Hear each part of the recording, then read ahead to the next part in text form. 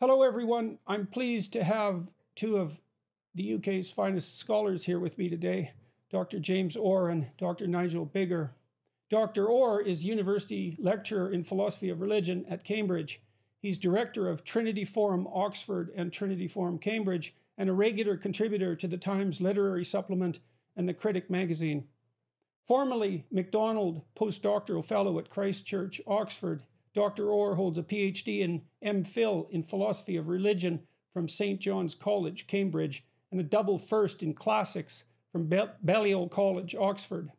He's the author of The Mind of God and the Works of Nature, 2019, and co-editor of Neo-Aristotelian Metaphysics and the Theology of Nature.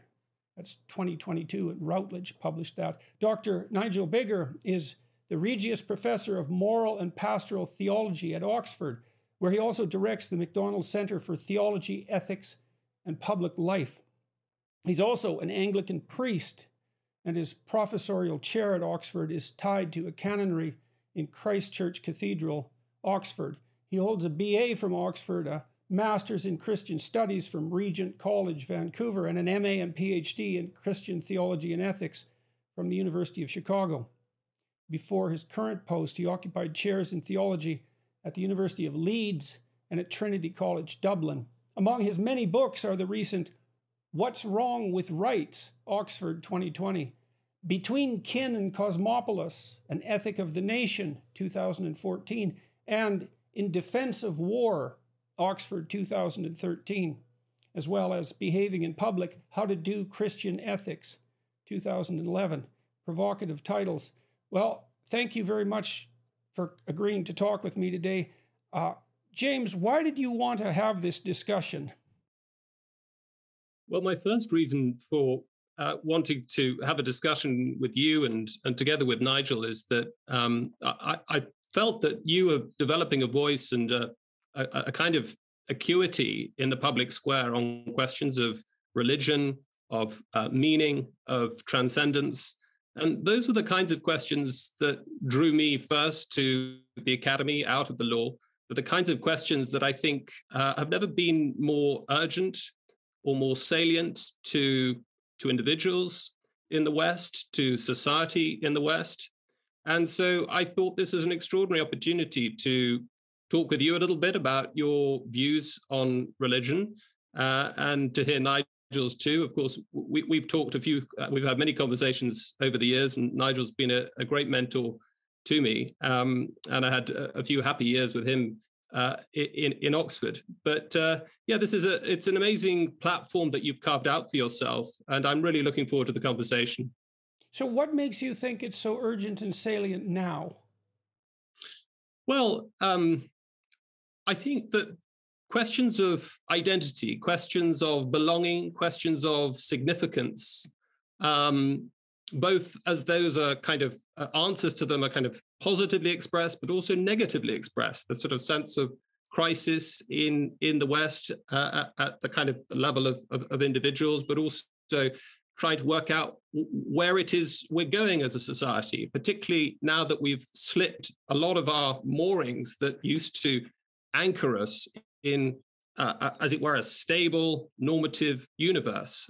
We told certain stories about where we'd come from, where we're going, that broadly speaking were not believed by everybody, but broadly speaking gave us the kinds of parameters, the kinds of guardrails, the kind of coordination mechanisms, even the kinds of stigmas that helped us to pursue the common good together for all of our different disagreements. Okay, so you offered an implicit description of identity there, essentially.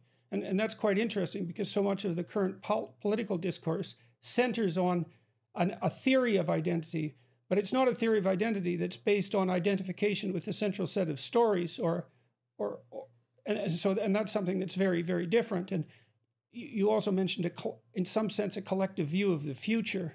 That's right. Yes. I mean, so I think the fact that we're all talking about identity now in a way that we simply weren't before is not a sign that we all know what it means, but actually a sign that there's a kind of dislocation.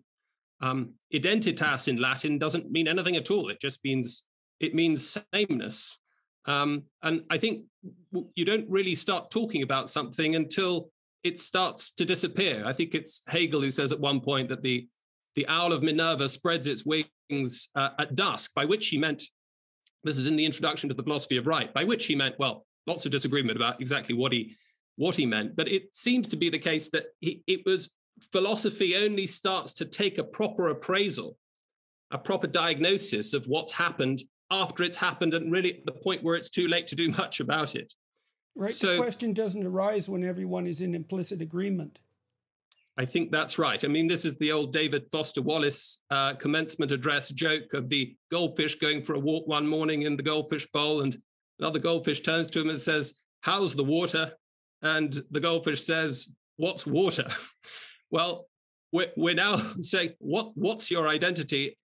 Even 25 years ago, that would have been, in a sense, a meaningless question. What are you talking about? What is identity? I had a student the other day who came to me and said, I want to look at identity in Augustine. And I said, well, what do you want to do that for? And he said, well, everybody's talking about it. The university's talking about it. The culture's talking about it. I thought I could go and read the Confessions and the De Trinitate and the City of God and try and work out what Augustine has to say about identity. And I had to tell him that Augustine would have been mystified if you'd asked him what he meant by identity.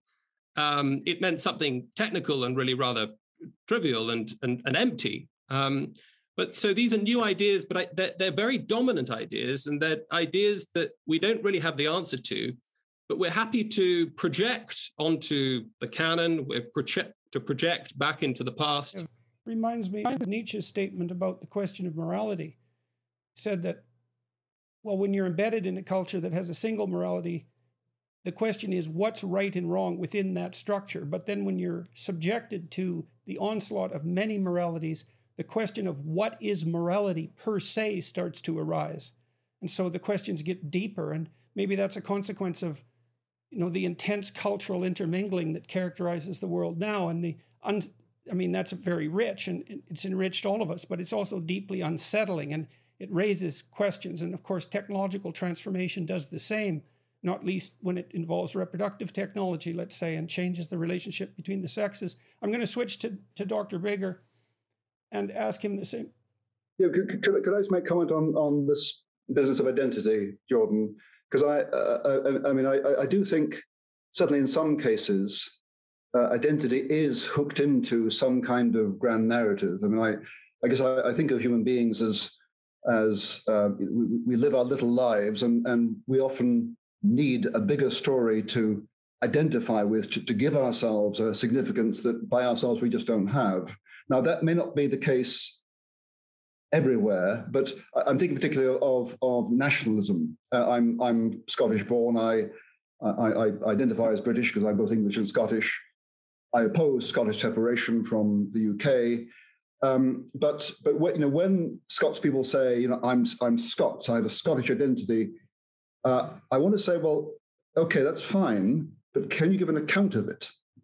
And it seems to me that one can hold identities to account in this sense that when I claim an identity, I'm identifying myself with something. So when I say I'm Scottish or British, I have in my mind a certain set of stories, a certain set of heroes, a certain set of values that I claim as my own and identify with. And it seems to me that insofar as the stories and the heroes and the values have moral content, that they are morally accountable and can be morally criticized. So identity is not that's not bedrock. Okay, so that raises another question as far as I'm concerned, or a couple, is first of all, we might not identify with who we are. We might identify with who we would like to be or what the ideal is. And when you talk about, our finite mortality and our longing for something greater, I would think of that as part of of the religious impulse, essentially, that guides us toward the ideal that we're attempting to manifest. And so there has to be something beyond us that we identify with. And then I would wonder if it's not abstractly beyond, let's say, in the form of a religious notion, then it gets truncated into something like nationalism or something political that then gets inflated in significance to divine status because the proper target of identification is lacking. What do you think of that? Yeah, I think that's a danger, isn't it? That the grand narratives we identify with, we divinize them, we give them an absolute status, and nationalism at its worst does that, of course. So the nation becomes God, and in fact there was it Ernst Renan talked about, or was it it's Fichte, I think, talked about the nation being immortal, but the member of the nation, of course, is not. But you gain a kind of vicarious immortality by belonging to the nation, which always continues, which actually it doesn't, but never mind. But there is a religiosity to that. But I don't think that all identities have to absolutize themselves in that way. So identify as British, I'm married to an American. I could have lived and worked in North America all my life. I chose not to because I felt commitment to this country. Does that mean that I think that the UK is eternal and absolute? Not at all. I mean, it didn't exist before 1707.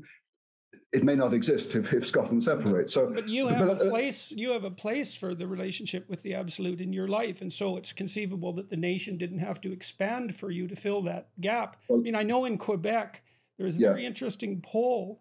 You know, Quebec was the last Western country, in some sense, to undergo the transformation from deep religiosity, almost feudal religiosity, to secular status. That didn't happen until the 1950s. And then Quebec abandoned Catholicism at a rate that was just absolutely staggering. But the Gallup organization indicated that if you were a lapsed Catholic, you were 10 times more likely to be a separatist. Huh. Right. A piece of information I was looking for years. Just on that, I mean, I've noticed, and there's no proof here yet, but I've noticed that the rise of Scottish nationalism is correlated with the precipitate decline in membership of the Church of Scotland. Now, so I'm wondering, is there a kind of transference here from Presbyterian religion into Scottish nationalism? I suspect there is, because that reminds me of another central Nietzschean idea, which was that a couple of ideas was that as a consequence of the death of God, which is of course something that Nietzsche decried, he thought it was a murderous act, that we would become prone to either nihilism or a form of radical communitarianism. He identified that essentially with communism, or at least with the spirit of communism at that point. And then I would say that the rise of fascism, these are, in my interpretation, these are fundamentally replacement religions, except that they have pathologies associated with them that a genuine religion, and we could talk about what that might be at some point. It was one of the questions you guys proposed. They have pathologies that genuine religions in some sense manage to skirt. Do you think that that's a viable hypothesis? I mean, it's sort of predicated on the idea that we do have a deep religious instinct that's associated with the necessity for us to adopt an identity. Yeah, so when people desert kind of mainstream conventional religion, they kind of the religious instinct gets displaced, and so in the case of Nazism, most obviously, you get quasi-religious rituals. I don't know. Yes, which the fascists were particularly good at, and those were non-verbal, so they were harder to critique. Yeah, but they created a sense of the transcendent. So yes, I think that is a plausible hypothesis. The question of what kind of religion resists that is an interesting one. I guess religion has always had a problem with degenerating into idolatry. That's to say, the identification of something human, a piece of sculpture, a temple, a nation, something concrete, as divine. And that of course is a form of religion that monotheism, be it Jewish, Christian, or Muslim, has been against, because God is God, and God is transcendent, and God is barely understandable by human beings. And there's an insistence on that. I mean, part of the insistence, the present day insistence in Islam of not making images is, I believe, it's a variant of the same doctrine that you see in the Old Testament against making idols. And I think it's an attempt, when it's working properly, to protect the concretization of the absolute. And that is this psychological barrier against idolatry, which I think ideology is a form of, and I suspect, although don't know, that it's etymologically related as well. And so, you posited right at the beginning, Nigel, that we're destined in some sense to search for something beyond ourselves, that's part of our actual nature. I guess I would wonder too if that, Piaget, the developmental psychologist, posited the existence of a messianic stage in late adolescent development. And he didn't believe everyone hit that stage of cognitive development, but that many people did, and that was the point at which radical enculturation should take place. But it involved the turning outward to broader world concerns and the desire to join a cause. And maybe you can see that really intensely between the ages of 17 and 25, something like that. And then, so university students are primed for that, and then they're offered ideology now, I think, instead of what it is that we're trying to lay out, what Yes. the alternative to that might be. So, Yeah. So I wanted to ask you guys, James, did you have something to say about all that? Well, I mean, other than that, to say that, this there's sort of obviously good nationalism and bad nationalism, and often the distinction is made between patriotism and nationalism, and Nigel's written very well about this, but it's often overlooked. I mean, I think that a lot of the problems today, certainly as has been part of the debate in the UK in the last few years, has been this question of are you a citizen of anywhere, or are you a citizen of somewhere?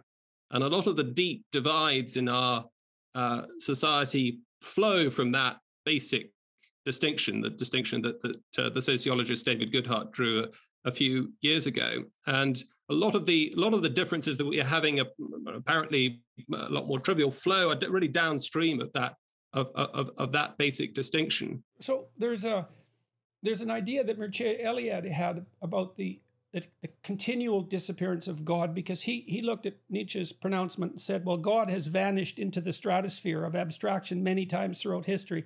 This isn't a one time only. The danger of an abstract God that can't be represented is that he becomes so detached from human affairs that it's as if he's not there. And so the Catholic Church maybe produces saints as intermediaries and priests to sort of link the absolute to the proximal.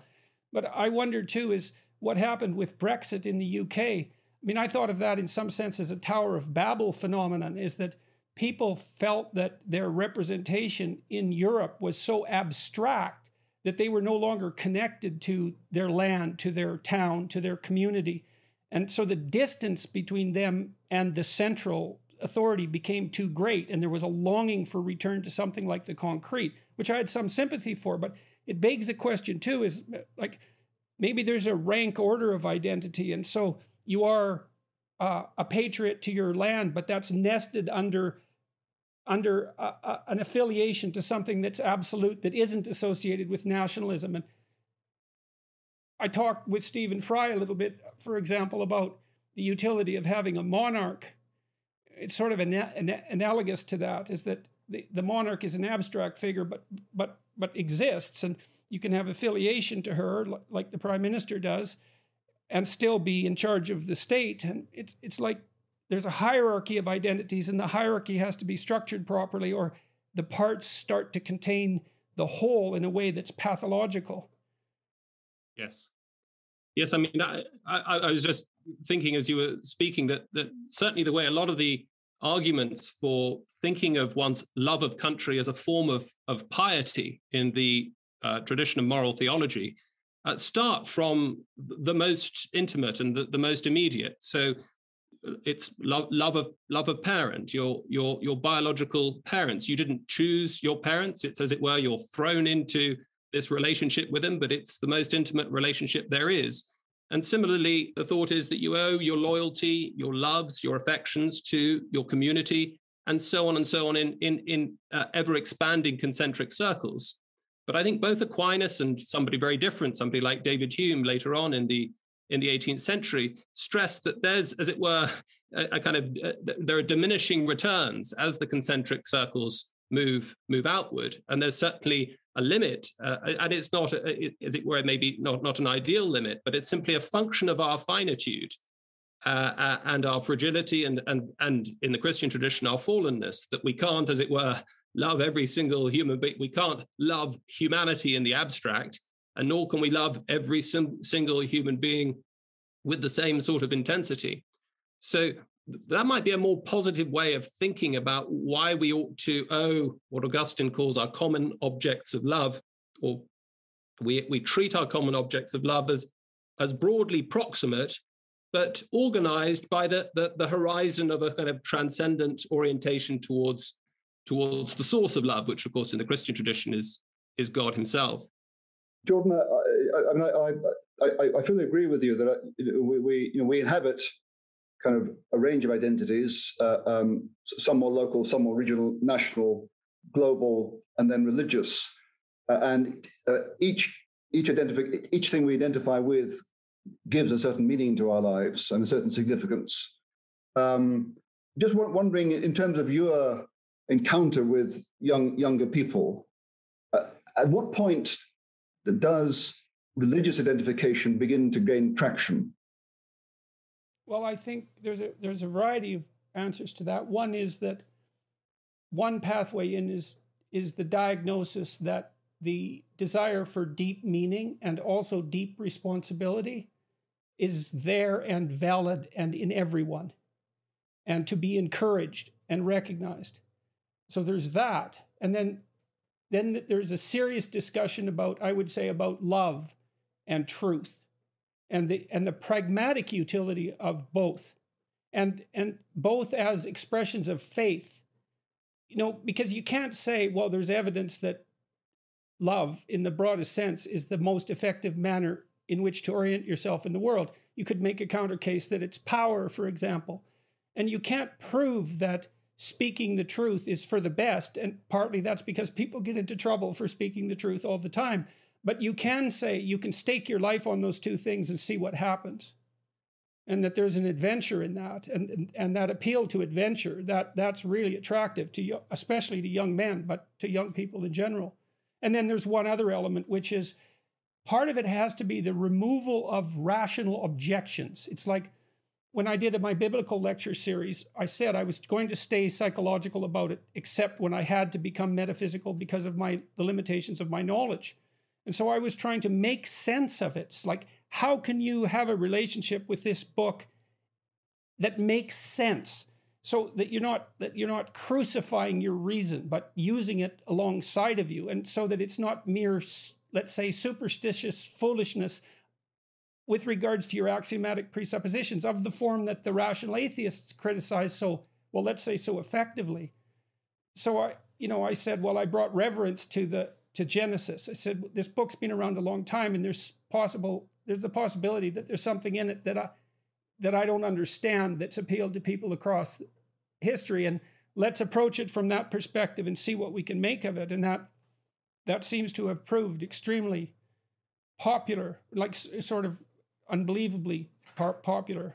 And so when you mentioned this desire for a deep desire, in a sense, for a sense of being responsible, for seriousness and the truth, both of those connote to me, as it were, something that is given an objective to which we are accountable. And it reminds me of what your compatriot Charles Taylor once wrote in his best, shortest book, I'm glad to say, The Ethics of Authenticity. He said, reflecting on authenticity as being the kind of universal popular value we all recognize, he said, authenticity only makes sense when there's a wider given horizon that gives it significance. So choice only has significance within a context that gives it significance. Otherwise, choice is caprice, it's whimsy. It doesn't matter at all.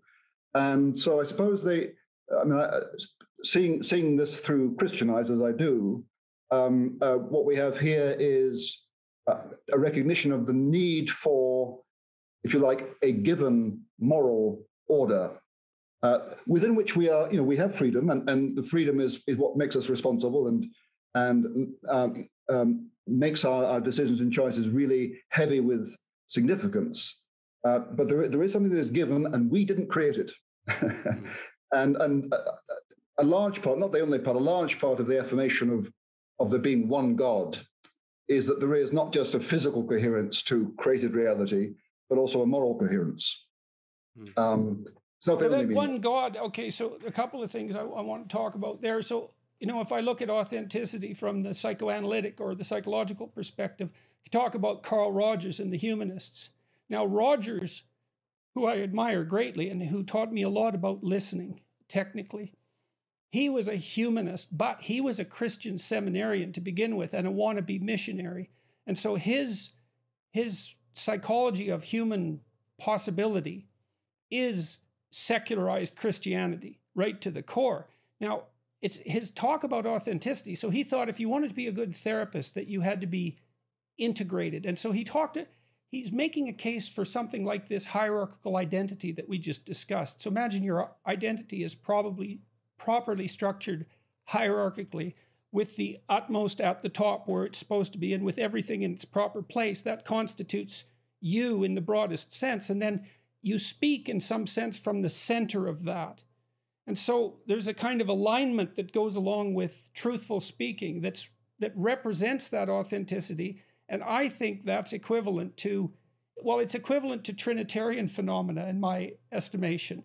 When there's this emphasis in the Gospels on the possibility of the Spirit of God inhabiting a group or an individual, especially in terms of their relationship with one another, their dialogical relationship with one another. And there's really something to that. Like it's not it seems to be, you can enter that space when you're authentic in the psychological sense, but it also means that the words that you're using spring up from the depths, from the integrated depths. And that is associated with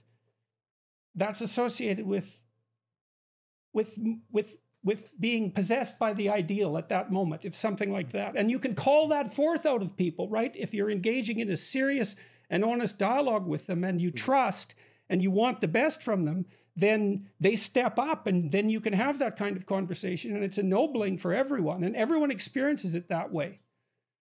Can I just suggest that, we're using the word authenticity, but as listening to Nigel and listening to you now, Jordan, it seems to me that you've actually expressed two very different and opposing sides of how one understands authenticity. So Nigel offered the idea that authenticity, as it were, presupposes or requires an author with a capital A, shall we say, some sort of given objective framework that we don't script our own narrative. We have to, as it were, deal with the world as it's given.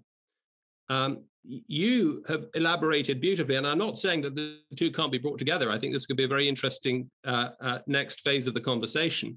You, in drawing on Rogers and talking about the secularization of the sense of authenticity and the sort of the currents of pneumatology and the Spirit in the New Testament at the beginning of Acts, are taking a more, shall we say, self-scripting, self-authoring idea, account of authenticity.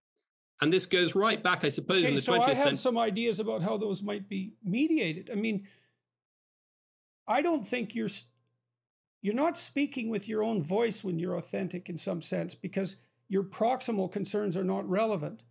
All you're trying to do is to state what you believe to be the case at that moment, and in honest response to the surrounding. It isn't agenda driven, except at the highest levels of that hierarchy. So the agenda might be love and truth, right? But it isn't anything proximal. It's not like, so for example, if I was trying to argue against you and defeat you, that's philo-Nikia, which I just learned, the love of victory. If I was possessed by the spirit of the love of victory and was attempting to defeat you, then I wouldn't be speaking in a fully authentic voice. It might be a more authentic voice than being cowardly, but it's not as authentic as one that would be inspired by the highest possible motivations. And my sense has been that it's something like truth nested inside love that constitutes that highest level of ethical striving. And so that speaks from within you, perhaps. And it's strange that would also be associated with authenticity, because in some sense it's not you. But it isn't, because your definition of authenticity, which really, in a sense, it's you expressing your grasp of the truth, but it's not just you expressing yourself, whatever that means. The common understanding of authenticity is self-expression. Whenever someone says that, I think, well, how do we know yourself is worth expressing? How do I know myself is worth expressing? But your way of putting it ties authenticity to my grasp of the truth. So there is something apart from me which I'm relating to, which gives it a kind of objectivity and seriousness and lack of caprice. So a couple of things off that. I mean, this insistence by the radical left on lived experience and its validity, well, it might be a stumbling towards something like that. Okay. Right? Okay. Well, Good. Then the next thing, so I'll put that up, but then the next thing I'm thinking about is I've really been struck constantly by some of Jung's descriptions of Christ as a member of the Trinity, because Jung makes much of John's sense of Christ, the logos that's there across time, which I read something like the creative consciousness that's involved in the bringing to awareness of being, something like that. So it's maybe identical to consciousness itself, at least in its higher stages. It's very abstract. But then there's Christ, the carpenter, who lived in a particular time and place, which is kind of a mystery, because everyone asks, like in the movie Jesus Christ Superstar, why that time and that place? And the answer is, well, it has to be some bounded time and place. And so if what Christ is a representative in some sense of what a human being is that there's a divine aspect to us, which is this creative consciousness that's very abstract, but it's also localized intensely, in an arbitrary thrown, to use the existential phrase, historical context. And then each of us is unique in that manner, but there's something universal about each of us too, that enables us to reach out to each other. And also gives each of our individual lives a larger significance that otherwise they just wouldn't have at all. Well, yes, and the significance, one of my students once asked me a brilliant question, is like, well, if all stories have the archetypal structure, why not just tell the same archetype over and over? And I thought, well, isn't that so interesting? Because what you want old wine in new skins, so to speak, right? You want the universal story particularized. And then I thought, well, that's exactly what Jung said about the figure of Christ, is it's the universal story particularized. And both of those, like both the particularization and the universality, it's the intersection of those two that produces the meaning. And it also produces, like, I guess you say meaning, I would say human dignity. Because on the one hand, there is individuality. No one quite grasps the truth or speaks the truth in my time and place like me. So in a sense, everyone is a unique prophet and has a unique responsibility, but we are commonly subject to a universal order, universal obligations, universal calling, which endows our little lives with a larger significance. I mean, this oscillation that you've been describing so beautifully between the universal and the concrete, the general and the particular. You touched on it earlier, Jordan, when you were talking about the iconoclasm of Judaism and Islam relative to the shocking acceptance and indeed embracing of particularity in the form of the second person of the Trinity incarnate as a human being. And the sort of shocking Christian claim is that God leaves his authenticating signature on not just on the processes of history, but on this particular carpenter in first century Palestine. This is what gets Hegel and others just so excited, that it seems to be this final synthesis where everything can, as it were, come to a resting point. But as Nigel says, it also underwrites the dignity and as it were the value, the intrinsic value of human beings. And others have written about the. Well, that's another major question, and this is something I think the new atheists don't take into account at all, because they have this Enlightenment orientation and they attribute the idea of human rights. It's like their historical sense is truncated at 400 years ago, and that's really odd because so many of them are biologists, And they should be thinking across the millennia. Now, that can be a problem for religious thinkers, too, because it isn't obvious that the worldview of the Bible is a 13 billion year old cosmos. But, I don't believe that our notion of rights is an Enlightenment product. I think the Enlightenment articulated an implicit Judeo-Christian view of man and expressed it brilliantly in many political documents, but that the roots of that explicit construction were mythological and ritual and centuries or millennia or far past that old. And I actually don't think that's debatable. I think the idea that, you know, the dignity of the human being and the rights of man emerged in the Renaissance, let's say in the Enlightenment, and out of nothing is a completely absurd proposition. It's much more reasonable historically to look at the narrative precursors to that idea. Yeah, no, I agree entirely with that. I mean, it has been established that the notion of natural human rights can be found in the 13th century in the medieval period. And Larry Siedentop recently wrote a book called The Origins of Individuality, where he locates the notion of the value of the human individual in a biblical Christian narrative. I mean, the kind of archetype of the individual is the prophet, the one who in response to the call of God is called out from the mass of people, and indeed, poor old Jeremiah is called out to speak against his people alone, and it's the relationship between the individual and the call of God that, in a sense, creates the individual and draws them out of the mass. Right. Well, and you see that so often in the Genesis stories. I mean, Abraham's a classic example of that too. I mean, he's a failure to begin with. I mean, he's like 80 years old and still living in his dad's tent. And then he's called by God. And so this lowly guy who's a non-starter is called by God. And all that happens to him for the first section of the story is one bloody, awful catastrophe after another. It's like, and you think, well, do you believe these stories? Well, here's the question is, what's not to believe about that? It's like, there you are, you're a dismal failure and you're not living up to your potential. And then you're inspired by something that forces you outside of your proximal self and makes you feel guilty and ashamed if you don't manifest it, and enthusiastic, which means possessed by God if you do manifest it. And then you do, and then like it's one catastrophe after another. It's like, who doesn't believe that? How is that not life? Well, I mean, it seems like there are at least sort of three possibilities. There's a kind of the Enlightenment creationist account of dignity just coming out of ex nihilo, coming out of nowhere with Kant and others, that says, which gives a kind of universalist basis to rights and a kind of cosmopolitanism that is based on pure rationality and nothing else. And we don't believe the silly stories anymore. Okay, so here's something that's interesting, James. So let's say that's true.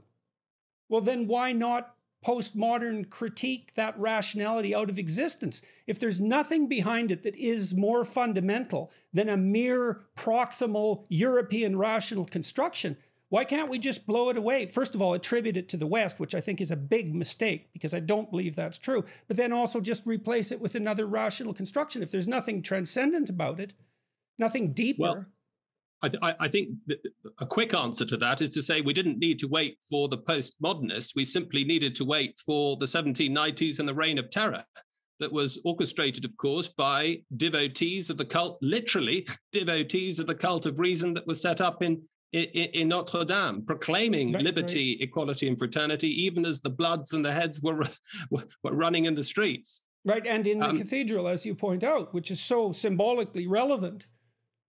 Indeed. So the question then is that, you know, we now can't take seriously the Kantian claims to universal reason, and we can't really take seriously that. And I think the postmodernists would there's force to what they have to say, that deracinated reason that tears us away from any kind of locality, any kind of the sort of messy contingency of human development and human upbringing. I mean, it's not an accident, as some people like to point out, that Kant never had children and never went further than 10 miles of Königsberg, and yet had this extraordinary impact. I think it was the German poet Heine who said that Kant was far more deadly than Robespierre, because whereas Robespierre simply decapitated a king, Kant decapitated God. That is Well, to say, it would be helpful, I think, for the audience for you to talk a little bit about Kant, because they're not going to be familiar in that way. So, I mean, elaborate. just a kind of a 90-second digest. I mean, Kant, he 1724 to 1804, known as the kind of the sage of Königsberg, which is Kaliningrad, now Prussia. Broadly speaking, he has had an enormous impact, a subterranean influence these days, I think, because he's just so darn difficult to read. German is really only just becoming a philosophical language. A lot of his early writings are in Latin. But the explosion occurs in 1781 with the Critique of Pure Reason. And what's so fascinating about that is that it's a critique of reason, that is to say, critique of reason's tendency always to overreach itself beyond what could possibly be given in sense experience. And so he's got the metaphysicians and the rationalists, Leibniz and Descartes and so on in his sights there. Is that allied with Milton's warning about the dominance of Satan, just out of curiosity? Because I always saw Milton's Satan is always trying to transcend God. Yes. And he's the light bringer, right? And the spirit of rationality in some real sense. Yes. Well, there are some who would characterize Kant's impact like that, certainly. But in that period, 1781 to 1790, he's just, as it were, it's the critical philosophy. He starts to get more interested in 1793 with the notion of evil. And suddenly evil comes back in, something that was inexplicable within the terms of the critical philosophy. He suddenly realizes that there's something that can't be reasoned. And it's interestingly it's not the good, which is tended to occupy Plato and Aristotle and Aquinas. It's evil. And perhaps he was affected by reports of what was going on in Paris in the early 1790s. Who knows? But his impact is enormous. When we talk about the turn to the self in the Enlightenment period, there are many important figures. But I think Kant is the paradigm. He's the archetype. He's the point of no return. There are very few philosophers in the history of philosophy which, as it were, you can describe with the adjective pre and post.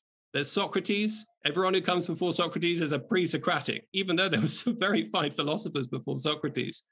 And similarly, we talk about pre-Kantian and post-Kantian philosophy. So his impact is enormous in terms of this turn to the self, the primacy of reason, confidence in cosmopolitanism, and a certain very coherent account of the role of subjectivity in aesthetics, and a account of the moral life and ethics, just obligation, not the good, that is entirely sealed in to the sphere of practical reason, ethical reason, and he then wheels God back in. Okay, so you started this, or at least to some degree, with a discussion of what happened in Notre Dame Cathedral with the elevation of reason, and I thought about Milton at that point, and so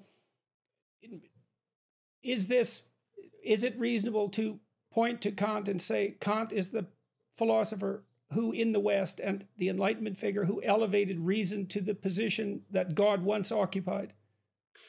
I think that's a fair summary of how a lot of people would interpret Kant's impact. Some would take a positive view of that. It's the birth of secularism. We don't, and it's not so much an antipathy to religion and to God. There's also a sense of hope and optimism. Well, and warranted. I mean, look what happened when everybody became able to think. I mean, our technological mastery is part and parcel of that process. It's not all negative, but it's still a matter of getting everything in its proper place.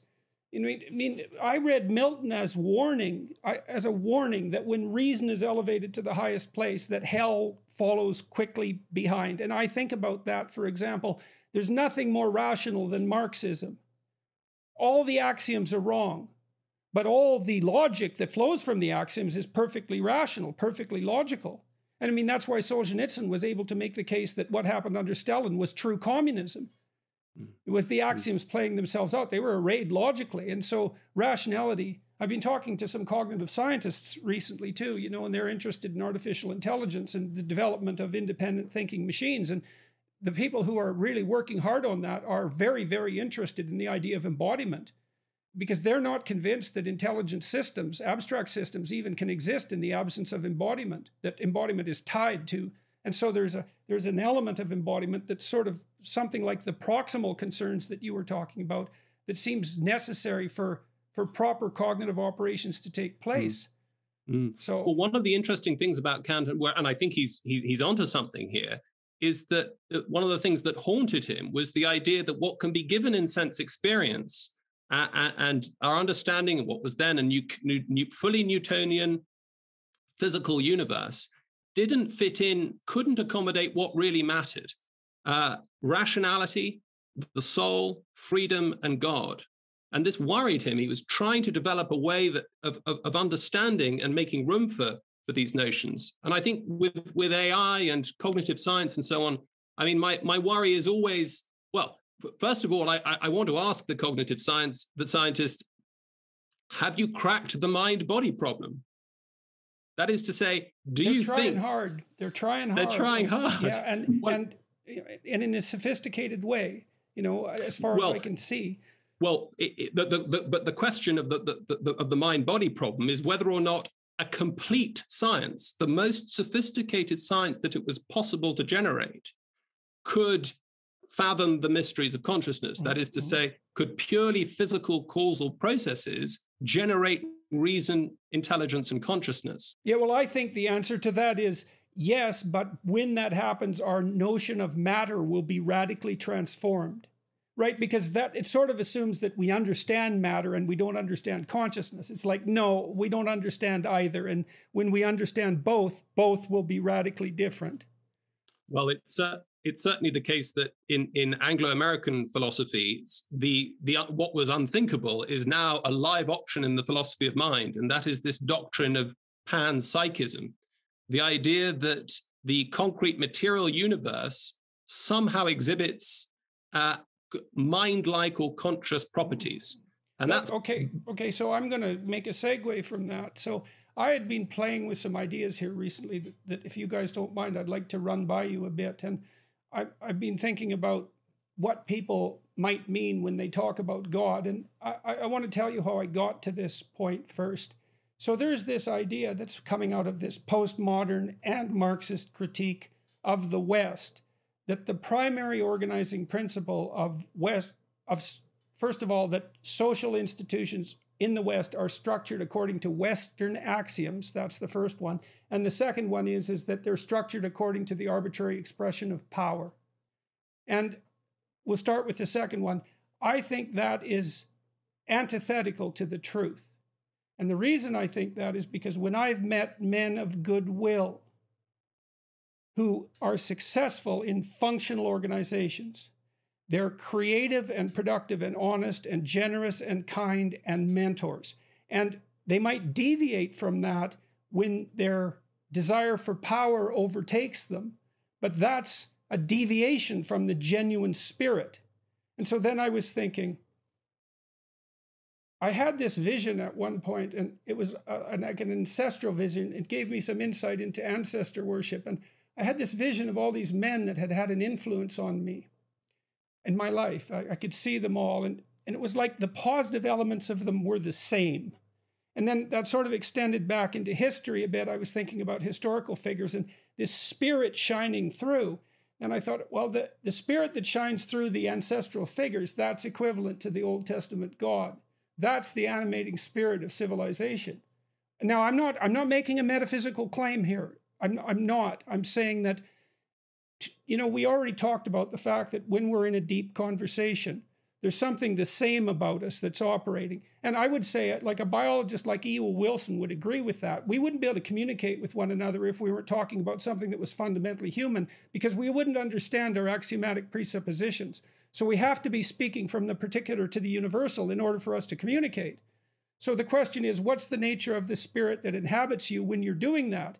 And then I think of it as this benevolent spirit that operates through history. It's responsible for the golden thread of philosophical conversation down the ages. And that would include the spirit that wrote and arranged the Bible, operating in different human beings. And that's a nod to the notion of its divine inspiration. And so I was thinking, these aren't attributes of God that the atheists consider, because they reduce it to a set of relatively absurd axiomatic presuppositions. but there are experiential elements to this. And so I think we exist within a hierarchy of values, and that selects our attention because you pay attention to what you value. And there's a unifying tendency in that hierarchy of values, because it has to be unified, because otherwise you exist in contradiction with yourself and everyone else. So there's a tendency towards unity. So that's part of this paternal spirit. I think Mircea Eliade made much of the war of gods in mythologies. It's a very, very common theme.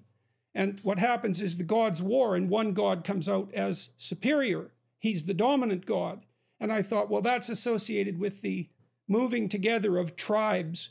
Each tribe has its own narrative, and it's represented by a set of deities. And when the tribes unite in conflict and cooperation, their religious stories fight in abstract space. And there's this proclivity across time for that to organize itself into something like a unity. That's the origin of monotheism. And that's the spirit of God as well. And then I thought, I won't go through all these attributes, but because I can bring them up one at a time. But then another one is, I was thinking about this common trope in American sports movies, and I'm pointing to them for a particular reason. When you're engaged in a sport, you're trying to hit a target. And if you do it well, then everyone celebrates you. And that's the opposite of hamartia. That's the opposite of missing the mark. And so there's this collective celebration of the tendency of excellence in cooperation and competition to hit the mark. And everybody celebrates. That's worship. Everyone worships that. They don't even notice it. That's the same spirit. And then there's this movie theme, and the Americans are very good at mythologizing this sort of thing. So you imagine that the victorious quarterback is carried out of the stadium on the shoulders of his teammates, supported by his school and the town in triumph, and the cheerleaders are waiting for him. And you think, well, why would men elect one of their members to be the most attractive? And the answer to that is because that's how you see the path. It's something like that. And that's a manifestation of the same spirit. That's not power. And so this thing that and then I'll close with this. One of the things that really hit me when I was doing my Genesis lectures was the realization that the word Israel meant those who struggle with God. And I think that's a way better definition of belief, true belief, than reliance on an axiomatic set of explicit presuppositions. It's like, this is something you contend with, right? It's like, what's the ideal? Is there an ideal? If there is an ideal, of what nature is it? Is it a personality? How does it manifest itself across time? We don't know the answers to this, but we can definitely wrestle with that. And that's the right pathway, I think, is the wrestling, rather than the dogmatic insistence that a particular, that's a lot. John, can I wind you back to your earlier impassioned statement that you're not making a metaphysical claim here, because it seems to me that the phenomenon pushes in a metaphysical direction in this sense that you're talking about all these people who have shaped you for the good, and in a sense it's as if they've been animated by a kind of spirit, a benevolent spirit. Well, if you're going to, as it were, remain strictly secularist or naturalist, then in a sense, this spirit is simply a product of these people. But I suggest that the lived experience, if you like, or the phenomenon of the spirit as experienced by these people is not that they possess it. Rather than it possesses them. Absolutely. It obliges them. So in a sense, the phenomenon pushes toward something that is metaphysical. So let me add another wrinkle to this that's related to something that James said. Well, we talked about consciousness per se, right? And this is where the metaphysical starts to become interesting, is that this spirit that calls and impels and judges as well, and is in part the voice of conscience and all of that, I can't distinguish it from the active action of consciousness per se. And we don't understand the metaphysical status of consciousness. Now, one of the things I've been thinking, for example, I wanted to talk to Richard Dawkins about this, and I'm afraid he'd slash me into ribbons, so I'm somewhat hesitant to do it. But, Darwin talked about natural selection a lot, but he also talked about sexual selection. a lot. And until recently, last 30 years or so, biologists tend to concentrate more on natural selection. But, women are hypergamous in the extreme.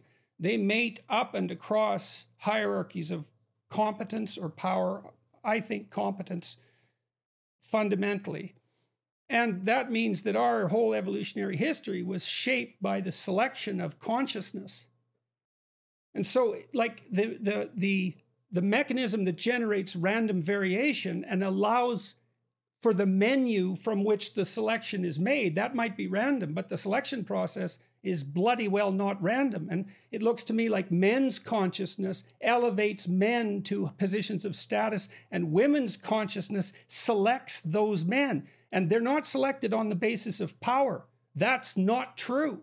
That's not even true of chimpanzees, by the way. And they're more violent and much more primitive than we are.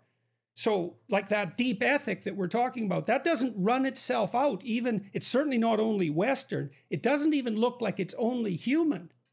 And Frans de Waal, who I'm going to be talking to at some point on this podcast, has made very much of that, that there's this natural ethic that you see emerging in chimpanzee behavior, in their hierarchical behavior within troops. So he said the tyrannical chimps get torn to shreds by their subordinates who band together. You can dominate the group with power, but it's very unstable. Well, if I could just chip in here, I mean, well, it's obviously the case that there are behavioral patterns that can be described as certainly altruistic, and that we, as it were, can describe as ethical.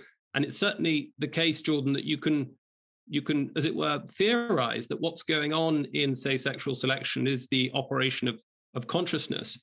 But don't forget that somebody like Dawkins is going to say that there simply is no such thing. There is no such thing as consciousness. If by consciousness you understand some element of reality, some ontological ingredient of reality that is somehow not fully reducible to underlying neurological states. I don't have a problem with that. I read Dennett's book on consciousness, which was aptly criticized as consciousness explained away. It's by no means the best book I read on consciousness, because I don't think it wrestles with, because the ontological significance of consciousness is equivalent to the ontological significance of being, because the mystery question is, how is there anything without awareness of it? And good luck solving that issue. And even if it is reducible to the material, my answer to that is, well, that'll just make material transcendent in a way that we don't understand. So you can't say you have omniscient knowledge of the structure of matter and consciousness is reducible to that. It's like, no, you don't. You don't know anything about matter at the fundamental quantum level, let's say. It's so mysterious and peculiar. Absolutely. But what we can at least say, and this is a very Kantian thought, that it's a condition of the possibility of any successful empirical or scientific inquiry into the way the world is, that we are a subject, that we exercise our consciousness, we exercise our reason, and we exercise the laws of thought. So I agree with you. I mean, I think the problem with the new atheists is not so much their atheism, it's their a priori commitment to the doctrine of metaphysical naturalism, which is roughly the idea that all truths are scientific truths or reducible to scientific truths. And it's a non-starter. The far more interesting golden thread that you talked about earlier, sometimes known as the perennial philosophy. Yes, exactly that. It is the thought that being, capital B, being, is the fundamental metaphysical question. And once you start approaching deep philosophical problems in that way, then you do start to see a remarkable convergence between Abrahamic monotheism, Vedanta and the Upanishads, the question of whether Brahman and Atman are one, that is to say, being and mind and the self are one. We see it, those sorts of questions are also not particular to religious systems. So think of somebody like Heidegger. You know, Heidegger is supposed to have spawned the great atheistic tendencies in 20th century existentialist and phenomenological philosophy. He says the fundamental question is, why is there something rather than nothing? Absolutely. Why being? Absolutely. Yeah.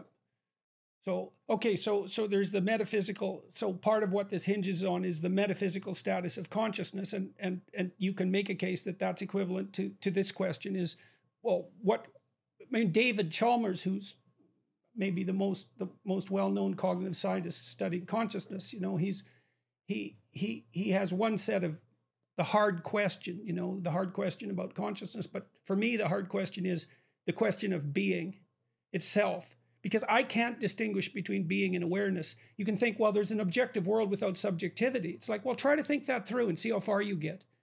You just run into problem after problem with it. And I mean, there's technical problems at the level of physics as well, but there's certainly metaphysical problems. And so then the question is, well, what is the cosmological significance of consciousness?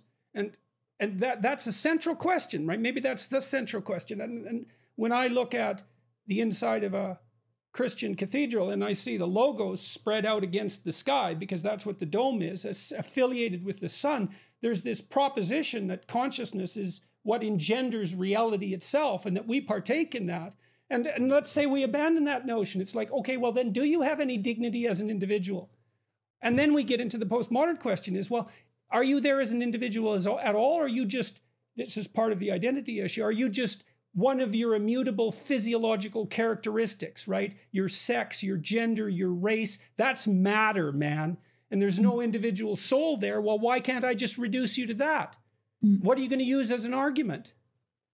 Well, just a very quick thought, if I may. I don't want to sort of keep butting in too much, but a very good line for Dawkins and others to remember, and you should remind him of it if he comes on your podcast, is that metaphysics always buries its undertakers. That is to say, every time there's an attempt to say we can, all of that mumbo jumbo that was being talked about by those clever philosophers or those stupid religionists, that's all gone now. That's a warning sign. It's a sign that there's actually total confusion and all sorts of kind of fragmentation in the quest for meaning and the quest for the answer to the question of the meaning of. And is that the abandonment of the perennial philosophy? It's an attempt, certainly, to reject it. I mean, if you look in, say, Vedantic systems, you look in Indian philosophy, there were materialists. There was a school of materialism, but it was a relatively small and short-lived belief system. You see materialism in the Greco-Roman world. You see it in Democritus. Democritus is atomism. You see it in Epicurus, of course. But it is a minority report. It's a strange superstition in ancient thought. Well, we took it apart a bit, James, because you mentioned earlier that among, I think it was cognitive scientists that you were discussing, that discussion of panpsychism has become non-heretical because there's notion that there's a mystery in matter. See, it isn't materialism exactly that's the fault. Perhaps it's deterministic clockwork materialism that's essentially Newtonian. And we know that's not right. I mean, it's proximally right, but beyond that, it's not right. Matter is very deep mystery. And I can't see how you can get rid of the problem of consciousness by positing a materialist substrate when there's no way that you can get rid of the metaphysics of matter. Very quickly, I mean, you mentioned David Chalmers. As you say, this brilliant young philosopher who in 1994 published his PhD thesis, The Conscious Mind, which brought back onto the table what he called the hard problem of consciousness. And he parsed that in different ways, that there's something absolutely irreducible about qualitative experience. But the problem that then opens up, that then I think leads him towards taking panpsychism very, very seriously, this is just really in the last 10 years, I think, is the idea, well, okay, we've got consciousness. It's a hard problem. We just can't get rid of it. And yet we can't get rid of matter either. We can't get rid of the truths of the physical sciences. But we can't work out how on earth these fit together. They couldn't be laws of nature. They couldn't be psychoanalytic or psychological laws. The laws of thought are fundamentally different from the laws of nature. So how do we fit these two together? And panpsychism at that point, though it might seem crazy to the person on the street, suddenly starts to seem quite an attractive account of the nature of ultimate reality. And I suppose just as a quick footnote to that, once you're there, materialism, Dawkinsian materialism is Dickensian and long gone. And the dialogue between the perennial philosophy and Anglophone philosophy of panpsychists is back on. So elaborate on that. That's what stopped me exactly, because now I'm trying to figure out, well, there's this, we should define panpsychism again for the audience, but then, okay, so what sort of dialogue does that open up as far as you're concerned? Well, my view is that panpsychists, it's early days, and at least in its modern contemporary iteration, I think you can say that Aristotle, if you read the De Anima, Aristotle's treatise on the soul, there's soul all over the place. The plants have a nutritive soul, animals have a perceptual soul, and human animals have both of those and a rational soul. So as it were, all of organic life is minded. If you move to the basic framework of Abrahamic monotheism, then look, if it follows very naturally that if you've got an axiomatic commitment to mind at the bottom of the universe, as it were, the creator is a minded being, is ideal, is not material, and everything, all of reality distinct from God is created, and including, as it were, space-time, then the idea that it's that the universe as we discover it, as we come upon it, is shot through with mind, is legible to the minded inquiry that happens when cognitive scientists are trying to unravel the mystery of the brain. It's suddenly you've got an isomorphism there between consciousness. So does that mean that there's this insistence in the Judeo-Christian tradition that God is outside of the material world and outside of time and space? And that what that does in some sense is deaden material. It deadens matter. And then when God disappears, we're left with dead matter. So where's the dialogue between the advocates of the Judeo-Christian tradition and the panpsychists?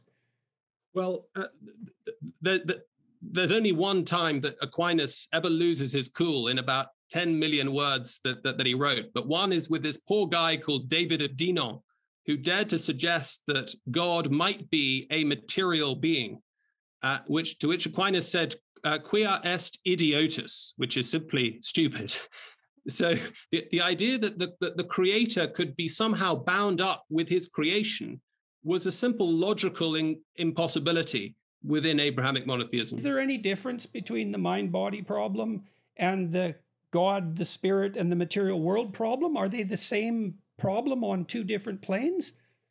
Jordan, that's an extremely acute question, and it's one that has puzzled me for a long time, or at least attracted me. I think you're absolutely right to say that there are all sorts of interesting structural, metaphysical, and theoretical parallels between understanding and fathoming the God-world relation and, as it were, the mind-world relationship, the human mind. Or the soul, or the soul-world relationship, right? Because absolutely, it could be that we're the contact point between God outside of time and space and the material world. But then that does beg the question, the panpsychism question, which is a very interesting one. So that's precisely the Nigel, claim of Christology. I don't have a lot to say to this discussion, but just 2 points. Jordan, a moment ago, you talked about, in the Judeo-Christian vision, God is other and absent, and matter is they're deadened. Of course, that's not quite true, is it? Because in the Judeo-Christian tradition, the Spirit of God is present in the world, and also you have the incarnation. So even if one doesn't want to say, one doesn't want to be stupid, as Aquinas thought, and say that God is material, doesn't want to say that. Certainly, it's not true to say that God and the material world are divorced. They're not. So that's right. one. No, I wouldn't say that. I wouldn't say that. I'm thinking about it. I'm trying to think about it with regards to the idea of this animating spirit. Let's say that part of one of the things I've thought is that at minimum what Christianity is a thousands of years long discussion about what constitutes the human ideal. It's a purely psychological viewpoint. Now, I understand the metaphysical implications, that, and I don't want to dispense with them, but it's best to start with what's simple. So there's this discussion of of what constitutes the ideal. And we're exploring it and discussing it. And we explore it and discuss it in all sorts of interesting ways, right? Because it's not merely rational. Bach writes this soul-inspiring music, and that makes us feel a particular way. And that's a hint as to the nature of the ideal. And then there's these great cathedrals that are built all across Europe, and they're awe-inspiring masterpieces of stone and light, right? So opposites conjoined, and they bring the primeval forest into the city, and they provide color, and the music is set in there. And then there's the invocation of the ancestors and the dogmatic formulations that Christianity consists of that go back centuries as well, and all of that. And that's all part of this exploration. And to me, it's the exploration of that central animating spirit. And when we're debating the postmodernists who say everything is power, this is the sort of thing that needs to be pointed out as a rejoinder. It's like, no, it's not. We're doing our best to manifest this ideal that we're discussing. We're flawed and fragmented and ignorant, and we don't know. So, for example, you asked me earlier, Nigel, what sort of things I had to discuss in order to make people attracted, say, to a discussion of Genesis. And what it is that I try to get the wheat from the text. And in the chaff, I think a lot of that's my ignorance. It's not necessarily chaff, but I'll leave it be because I don't have the intellectual wherewithal to make sense of it. So I just leave it be without despising it. Because I can't understand it doesn't mean there isn't something to it. Now, we're still stuck because we have problems like, well, the idea of the resurrection, which is obviously a very big problem in a very fundamental sense. And I leave that be, except to say that I have seen, in my studies of mythology, that there are stories of dying and resurrecting gods throughout history. And the idea of Christ seems to be of that type, although it's not only that, but it's something I can't touch, and that's a problem. But that doesn't mean that there isn't this investigation that we're all undertaking, including us in this conversation, of what constitutes the ideal and how we could manifest it if we could only understand it. And I think that's unbelievably compelling to people. And it's not only compelling, they die without it. Because we can't live with only knowledge of our limitations. We have to be moving towards an ideal. Yeah. Mm. Well, I mean, just a quick thought there. I mean, certainly within the Christian tradition, the claim is that God's decision to become incarnate is not accidental. He chose this particular human being, not just because he had to choose some human being in order to become a human being, but he chose a human being and, as it were, exhibited the qualities that he wanted to, as it were, disseminate as a kind of moral exemplar that were profoundly countercultural to the values and the exemplars of the time. So you think of the kind of the weakness of Christ in some contexts, the sort of obviously the sense of self-sacrifice, the radical openness to those on the margins, the poor in particular, the ceremonially unclean, and of course to women. And so it's as if that this is completely subverting the sort of power narrative that dominated first century Palestine, particularly in the form of the Roman legions and the Roman imperium. And so I think that's a quick thought. Could I say something very quickly on the resurrection and dying and rising gods? Please do. Point. I mean, it's a. I'm not a specialist in the sort of the history of the kind of mythology, but I think that, a lot of those myths are, in the first instance, effectively myths and understood as myths by devotees of the various mystery cults of the period. So there are certain claims made about, is it Osiris and Attis and others, and there's some evidence that they were kind of fertility gods. But if you dig deep into the stories, they're very, very different from the kind of narrative, rather shocking narrative, that you have in the Gospels that stress the physicality of the resurrection. The union, like if you look at the story of Osiris is one that's really fascinated me because So the Egyptians, this goes back to our discussion about rationality. So the Egyptians were trying to understand what the most fundamental principle of sovereignty. They were trying to understand the fundamental principle of sovereignty. So that would be something they were trying to understand in opposition to the presumption that it was merely power. So let's say you were the pharaoh. Well, what justified your existence as the pharaoh? And the answer was, you were the reincarnation of the union of Osiris and Horus. And so then the question is, what were those things? Well, Horus is more like Christ, more like the individual. Osiris is the father, and Osiris is the state. In fact, the provinces of Egypt were regarded as parts of Osiris's body. So it's the body of the state, like the body of laws. That's another way of thinking about it. And Osiris was willfully blind, archaic, anachronistic. And what he was particularly willfully blind to were the machinations of evil. And that's why he died, because his evil brother overthrew him. And so that's a cautionary story about the consequence of the blindness of the state. Now, he's reanimated by Horus. And Horus isn't logic or rationality. Horus is the eye. And the eye pays attention. And so there's something different. There's something very radically different between attention and rationality. Like, attention is allowing things in some sense, right? It's opening yourself up to the world. And Horus is the falcon who can see everywhere. Falcons have extremely acute vision. And he journeys to the underworld and Osiris is down there dead and reanimates him. So Horus is the hero who rescues the dying father from the underworld. And so that's part of the rebirth, resurrection story there. It says what is the resurrecting principle. And the resurrecting principle is live attention acting on dogmatic certainty. It's something like that. It's a theory of consciousness in some sense. It is. I mean, of course, there are lots of different versions of the story of Osiris. I think the most popular one has it that he's ripped into 14 pieces, and his sister Isis tries to sort of put him back together. But you're right. It does end with him in the underworld, in this sort of shady, shadowy, semi-conscious realm. He's divinized. And this generates all sorts of fascinating mystery cults thereafter.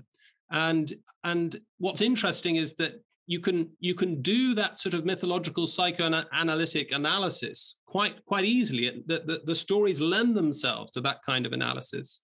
Whereas I think what you're getting with the early Christian attempts to grapple with this extraordinary and actually offensive, scandalous claim, as Paul talks, scandal to the Jews and craziness, moria, madness to the Greeks, is not that at all.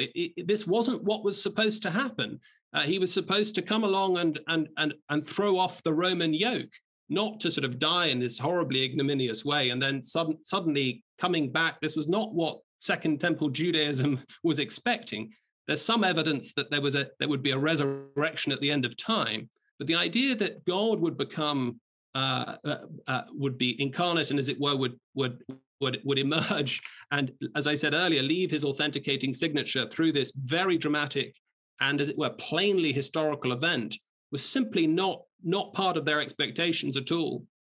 So I was just saying I think there are clear differences between the two, and I think a lot of the temptation to see parallels really comes from it's Fraser, really. It's Sir James Fraser in the late 19th century, and that gets picked up by some French scholars, I think. But I think that the parallels, though those stories are absolutely fascinating, the actual parallels with the New Testament don't really stand up to scrutiny. That's just my view. Jordan, can I take us back a little bit? You talked again about the importance for people, particularly young people, of this pursuit of the ideal. And way back, you mentioned Piaget and his theory of development and the stage of development you called the messianic stage. And I'm thinking about lots of contemporary young people who are party to the crusade for social justice over gender, anti-racist, anti-colonial. And on the one hand, I want to applaud them. I want to say, yep, you've invested yourself in the cause of justice, and that's a worthy investment. And then I observe, now as in my own time when I was an undergraduate, the adolescent messianic crusade is Of course, it's absolutist, it's intolerant, it's convinced of its own rightness, it's intolerant of those who object and impatient with them. Nowadays, it's social justice. In the 1970s, when I was an undergraduate, it was Marxism. But what's changed, I think, is that it's not just adolescents who are invested in this social justice crusade.